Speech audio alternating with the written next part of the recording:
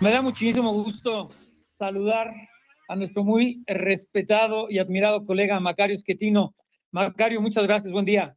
Al contrario, Oscar Mario, muy buenos días. Oye, me llamó la atención mucho lo que escribiste y publicaste esta semana, que intitulas Última Etapa, pero yo quisiera comenzar con el último párrafo de tu reflexión, que dices: intrigado acerca del por qué México no puede convertirse en un Estado moderno y sufre retrocesos cíclicos, escribí Conspiraciones, México a través de 6 siglos. Dice Macario Schettino: creo haber encontrado algunas ideas útiles. Y ayer, al parecer, presentaste este libro con Julio Hubbard y Julio Patán. Cuéntame, Macario, yo creo que hace un resumen muy exacto, muy puntual y muy claro, pues, de lo que está sucediendo en este país, ¿no?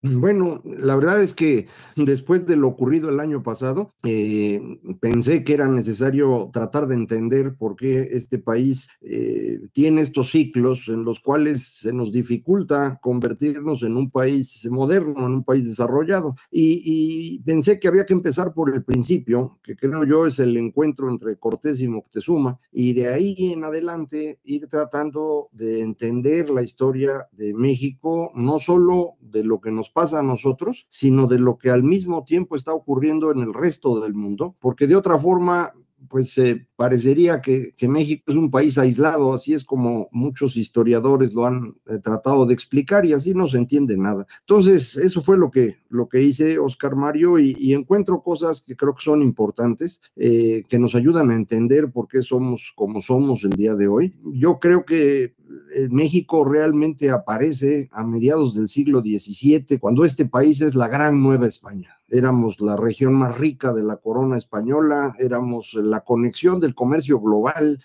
a través de México. Entonces Nueva España pasaba el comercio de Asia a Europa, producíamos suficiente plata para no solo pagarle a España el pedacito que le tocaba, sino para financiar Filipinas, el Caribe, el Perú, y para que nos fuera muy bien. Entonces ahí en ese momento construimos una sociedad muy particular, hecha de corporaciones, de grupos, que cada uno tiene sus propias reglas. Aprendimos a estar negociando la ley continuamente, aprendimos a ser barrocos, escandalosos, coloridos, nos encantaban las joyas, y eso, lo que construimos en ese momento, es lo que seguimos siendo el día de hoy. Y eso ayuda a entender por qué nos cuesta tanto trabajo convertirnos en un país moderno, y bueno, creo que eso es algo útil. Ay, Macario, siempre he pensado que si nos vamos y nos remontamos a la independencia, a la revolución, al México post-revolucionario, todo lo que ha sufrido, padecido y gozado también México tiene que ver mucho con la clase política que asume el poder en cada una de las distintas etapas y que ha venido degenerándose, si me permites el término, de lo menos malo a lo peor a través de los años. Yo me quería remontar, bueno, al México, vamos a poner al México post-revolucionario, en donde se conforma una clase política que hasta el momento persiste y existe como desde su inicio, desde su nacimiento, con el PRI, que, bueno, tiene dos nombres anteriores, pero finalmente es lo mismo, y que representa pues esa dictadura perfecta de la que hablaba el peruano Vargas Llosa, que yo creo que la definió con toda exactitud, y es lo que desgraciadamente no ha permitido, porque cada 6 años se inventa a este país, y con el mismo círculo vicioso de siempre. Lo único que cambia son las siglas del partido en el poder. ¿Cuál sería tu opinión? Pues efectivamente, quien gana la revolución, que es una serie de guerras civiles, es Lázaro Cárdenas. Todo el mundo se queda con la idea de Plutarco y de los sonorenses, pero ellos se mataron entre sí y al final le entregaron el poder a Lázaro. Y Lázaro Cárdenas entiende que está en una sociedad de carácter más bien medieval, corporativo, orgánico, y quiere construir algo con eso que se parezca a la Unión Soviética, que es lo que a él le gustaba. Y entonces construye organizaciones corporativas nuevas. En lugar de lo que llamábamos históricamente los pueblos de indios, él inventa el ejido. y entonces le da tierra a un grupo de personas que trae de otro lado y los pone ahí. Y en las ciudades reemplaza a los gremios por sindicatos, por grupos corporativos. Y entonces desde ese momento tenemos como dos distintas estructuras sociales en México, la que tradicional que venía desde el siglo XVII y la que impone Cárdenas. Y estas dos están en fricción continua, Oscar Mario, y lo que impide que esto truene es que hubo recursos por un tiempo. Durante 25 años el país creció, alcanzaba el dinero y ahí le íbamos llevando. A partir de 1965 se empieza a acabar el dinero, en los años 70 se acaba de forma definitiva y desde 1980 entonces México se convierte en dos sociedades bien distintas, una formal, otra informal y en medio una frontera muy porosa y de la informalidad al crimen organizado, otra frontera también porosa y llevamos entonces 45 años viviendo en eso. Intentamos construir un Estado moderno, democrático, abierto al mundo, y se vino abajo porque pues esta estructura social sigue pesando.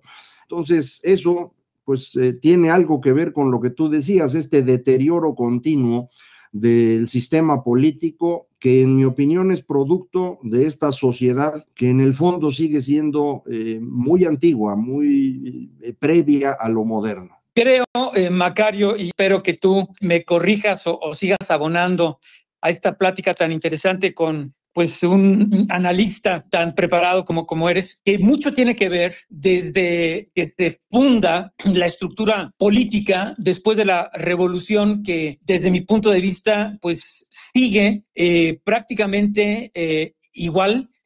Pero bueno, con los cambios y las transformaciones a través del tiempo, del avance de la tecnología, lo que tú quieras. Pero mucho tiene que ver, desde mi perspectiva, hay un común denominador en cada administración pública, que es lo que ha provocado que México siga siendo un país, pues en muchos aspectos subdesarrollado, y tiene que ver con el uso discrecional, abusivo, doloso e ilimitado del dinero público. No hay un solo integrante de la clase política en este país que una vez que termina su administración o su responsabilidad o su empleo tenga que trabajar.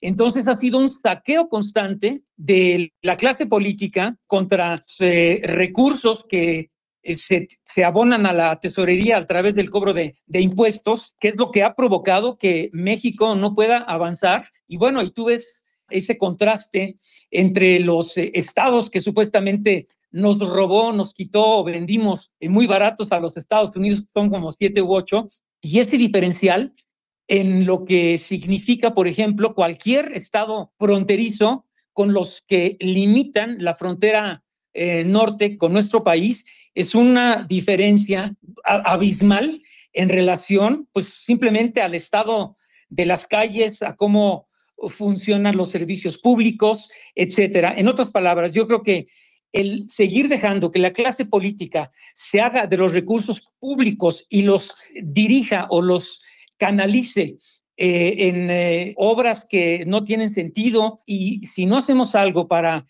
frenar ese uso discrecional y abusivo de los dineros de los mexicanos, pues yo no le veo ningún arreglo en el corto plazo a este país. Adelante, Macario.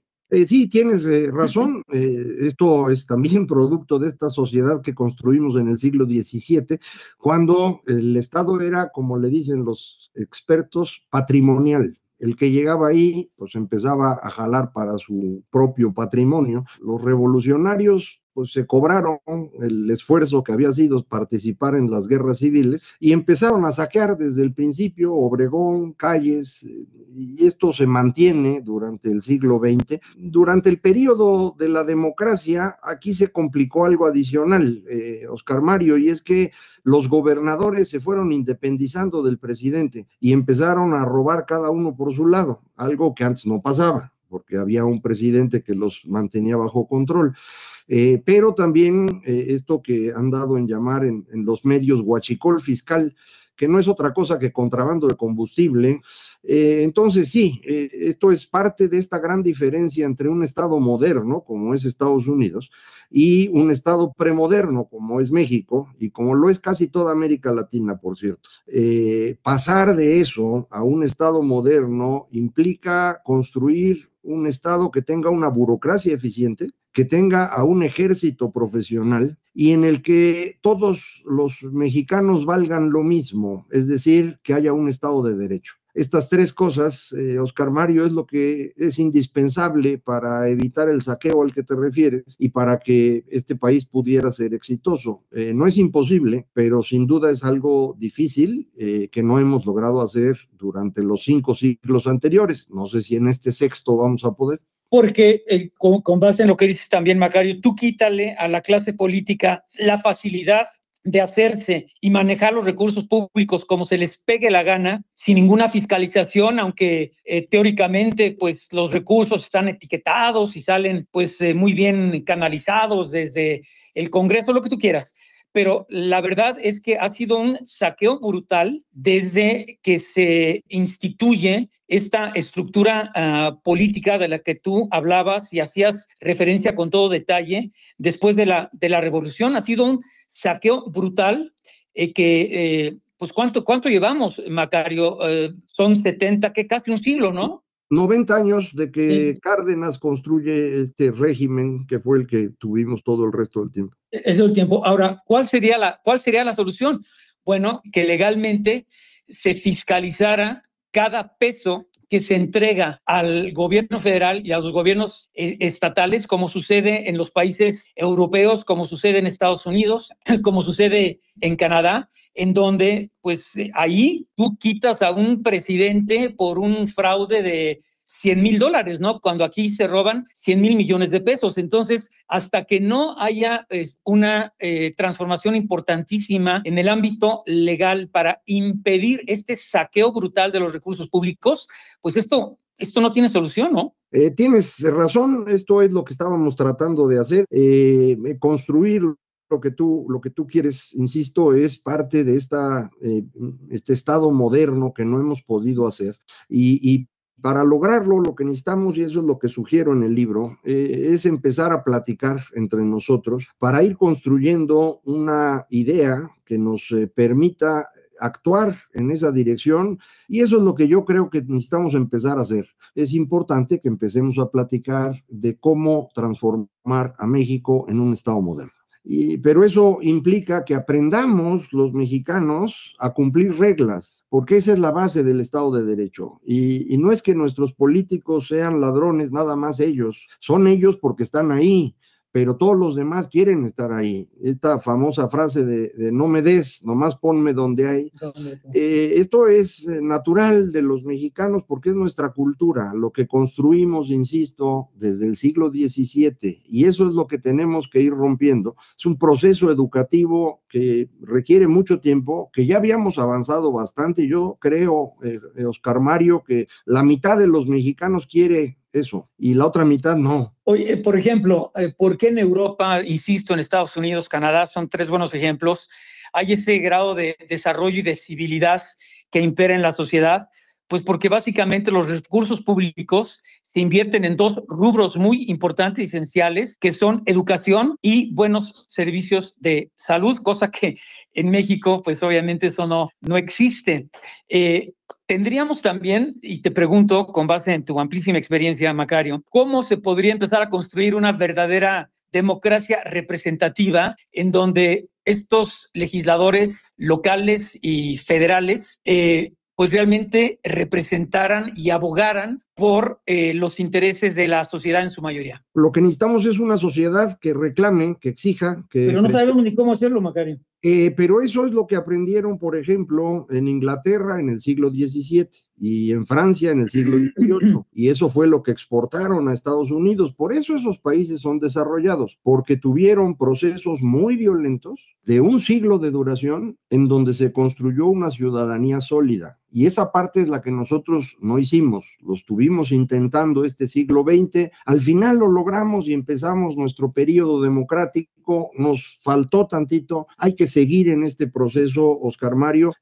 No es algo sencillo, no es rápido, pero sin una sociedad que exija, no hay manera que tengamos una clase política que funcione. Entonces, esa es la parte fundamental. Necesitamos construir ciudadanía en serio. Y esto, pues, es una responsabilidad de todos los que tenemos la oportunidad de opinar, de dirigir, de tomar decisiones en empresas, en universidades. Necesitamos trabajar más en serio esto y yo por eso llamo a que empecemos a platicar. Por eso mi libro se llama así, Conspiremos para tener un país moderno. Oye, ¿se te ocurren algunos nombres que podrían iniciar, pues yo lo quiero llamar así, este nuevo movimiento social y político en el país? No quisiera yo poner nombres porque la verdad no he hablado con nadie, yo específicamente, yo más bien hago esta convocatoria porque creo que es indispensable. Creo que el próximo año va a ser el año de empezar a ponerle nombres a esto, de empezar a buscar con quiénes. Primero tenía yo que escribir el libro para tener una idea clara y la idea es esa, mano. ¿Y si crees que pueda darse esta transformación y este cambio tan importante en beneficio de México? Yo creo que vamos a necesitar un cambio y hay dos formas de que esto ocurra. Una es a golpes y la otra es hablando. Yo creo que hablando es mejor. ¿Los jóvenes serían la única solución? Van a ser la solución porque tarde o temprano dejan de ser jóvenes y les toca trabajar, mano. Entonces, pues tienen que irse sumando. En este momento no tienen una idea clara de qué hacer, en absoluto. Pero sí están inconformes, ¿eh? Están enojados, pero no saben por qué exactamente, todavía no encuentran qué es lo que querrían hacer.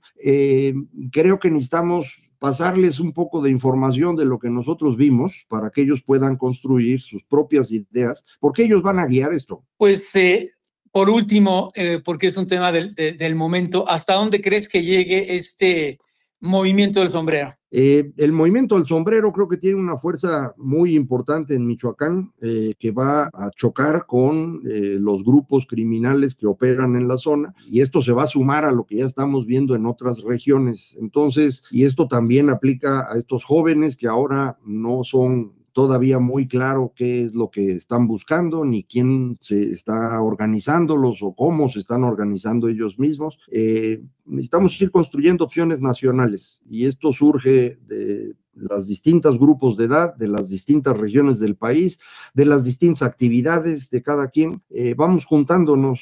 Oye, ¿crees que el punto de partida para esta transformación haya sido el asesinato o la muerte del alcalde de Uruapan? Yo creo que es un punto de inflexión, Oscar Mario. Creo que sí lo es, porque fue una persona que se enfrentó decididamente al crimen organizado y creo que llamó la atención de muchos y se está convirtiendo pues en el detonador de un rechazo generalizado al gobierno. Pero rechazar al gobierno no basta, necesitamos construir una opción y eso es lo que hoy no tenemos. ¿Tu mensaje para los partidos de oposición o lo que queda de esos órganos políticos? Bueno, yo creo que los partidos de oposición están muy debilitados. Me gustaría que empezaran a pensar más en serio en qué van a ofrecer para este siglo XXI, no en qué cosas traían de antes. Y creo que sí necesitamos la aparición de nuevos partidos. Mientras más tengamos es preferible. Ya después en las urnas decidimos cuáles se van y cuáles se quedan, pero hay que tener opciones. Y finalmente, tu mensaje para los jóvenes, generación Z y millennials principalmente. Pues mira, yo les pediría que trataran de entender un poco mejor cómo se hizo este país para entender por qué están enfrentando ellos lo que hoy enfrentan. Nada cae del cielo. Entonces, lo que ellos ven hoy y no les gusta fue construido durante mucho tiempo. Entender cómo se construyó es fundamental para poderlo corregir. Macario Schettino, te lo digo, sinceramente ha sido un placer, un gusto, un honor el haber conversado contigo y ojalá pues sea la primera de muchas, si aceptas. Muchísimas gracias, Oscar Mario. Te agradezco yo a ti y a tu auditorio que nos escucha. Gracias, Macario. Gracias. Bueno.